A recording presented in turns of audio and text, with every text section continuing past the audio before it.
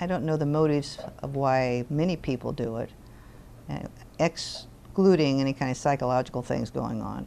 But people are always trying to gain an advantage in competition. And one of those ways of gaining an advantage is to be bigger and stronger and faster and quicker and more reflex. So age is a very important factor in that. If we are older than the population we're competing at, now up to a certain point, you're going to have a huge advantage over the other individual. The fact of some people who choose to just flat cheat and they're 25 and they're competing as an 18-year-old might be that there's some kind of experience they think they missed, and now they want to go back and compete at that level so they have the opportunity. I'm guessing on that one, but I think so.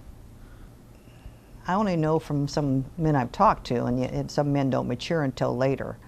And so my brother said, who's now is, you know, he's 6'4" and 280 pounds, and he said, oh, if I could only been this when I was a sophomore instead of being 6'4" and 130 pounds.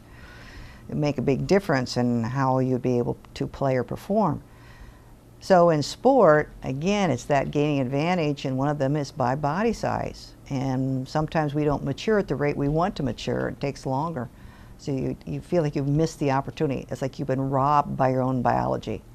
You know, your own biology and your own genetics keeps you from being able to do things because you don't gain that advantage till you get older.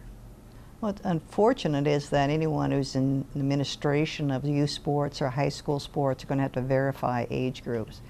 I actually coached a young woman who was 2 years older than what she really was.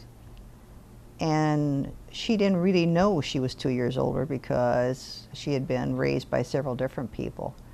And she thought she was a certain age because it was in the family Bible. And some cousin shows up out of the middle of nowhere and proves with a birth certificate that she was older. So we lost a whole season because she was ineligible.